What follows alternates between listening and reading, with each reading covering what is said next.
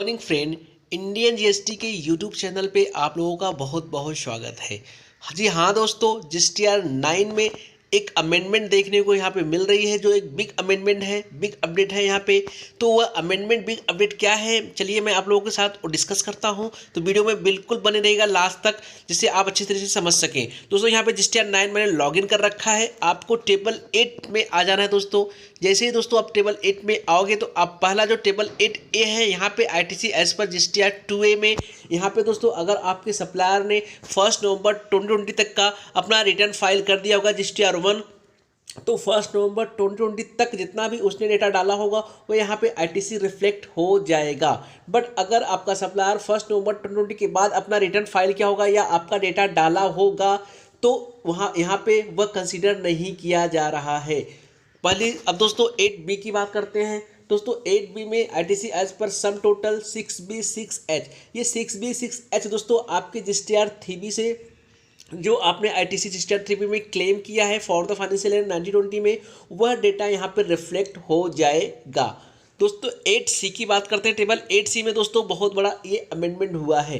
दोस्तों table 8C क्या बोलता है कि अगर आपने फाइनेंशियल ईयर 1920 का कोई भी क्रेडिट करेंट ईयर मतलब 2021 में लिया है, तो उसका यहाँ पे आपको बाइफरकेशन देना है। बट दोस्तों इसमें अब ये मैंडेटरी कर दिया गया है, जो कि फाइनेंशियल ईयर 18-19 के जीएसटीआर 9 में मैंडेटरी नहीं था, ऐसा ये निकल के आया है। अमेंडमेंट गवर्नमेंट की तरफ से एक नोटिफिकेशन निकाली गई है, वो मैं आपको रीड करके बताता हूँ कि अब ये कंपलसरी कर दिया गया, जो कि पहले मैंडेटरी नहीं था। अब आपको मैं वो चलिए वो नोटिफिकेशन आपको दिखाते हैं, लेकिन उसके पहले आपको एक इंस्ट्रक्शन दिखाते हैं, जो इंस्ट्रक्शन में उन्होंने अमेंडमेंट किया हुआ है। तो चलिए यहाँ पे आपको पहले दिखा देते हैं। यहाँ पे दोस्तों आप देख सकते हो ये जो इंस्ट्रक्शंस है, इंस्ट्रक्शन को मैं आपको पढ़ के यहाँ पे रीड करके बताता हूँ। टेबल 8A का जो इंस्ट्रक्शन था दोस्तों, यहाँ पे आप देख सकते हो टेबल 8A में इंस्ट्रक्शन दिया था दोस्तों, for financial year 17-18 and 18-19 the registered person shall have an option to upload the details for the entries in table 8A to 8D duly signed in PDF format in form GSTR 9C। यहाँ पे बताया गया था कि 17-18 18-19 का जो आपको ये ऑप्शनल था, आप क्या कर सकते थे, इसे वहाँ पे अपलोड कर सकते थे, बट ये ऑप्शनल था। अब यहाँ पे मैंडेटरी कर दिया गया है। अब मैं आपको नोटिफिकेशन यहाँ पे चलिए दिखाते हैं। फ्रेंड यहाँ पे ये नोटिफिकेशन 79 मैंने ओपन किया, यहाँ पे देखिए एंट्री नंबर ई में क्या लिखा हुआ है, अगेंस्ट सीरियल नंबर 8A। ये अगेंस्ट सीरियल नंबर 8A किसकी बात कर रही है, जो मैंने आप लोग को भी इंस्ट्रक्शन दिखाया जीएसटीआर 9 के, उसकी बात कर रही है। फिर बोला है after the entry comma the following entry shall be inserted namely.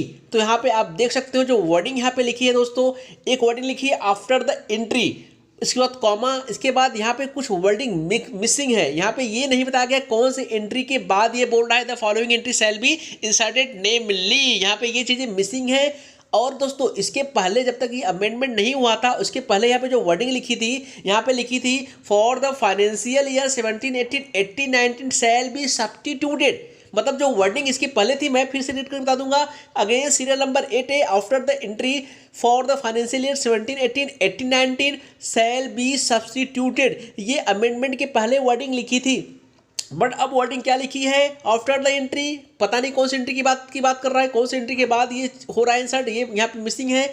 For the following entry shall B substituted, मतलब यहाँ पे जो वर्डिंग मिसिंग है, इससे लेकर के गवर्नमेंट के पास से कोई भी क्लैरिफिकेशन अभी नहीं आया है।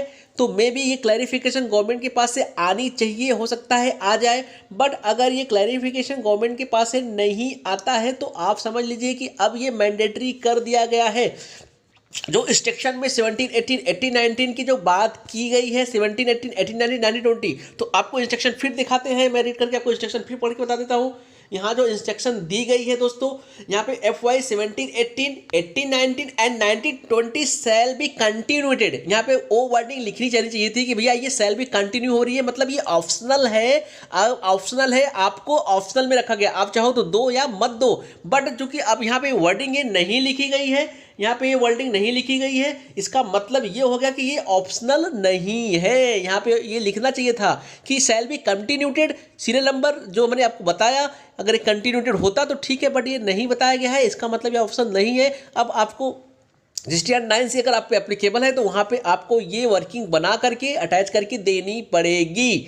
तो दोस्तों अभी मैं आप लोगों को बता दूं कि मैं GSTR 9 और 9 से रिलेटेड पूरी एक सीरीज चलाने वाला हूं।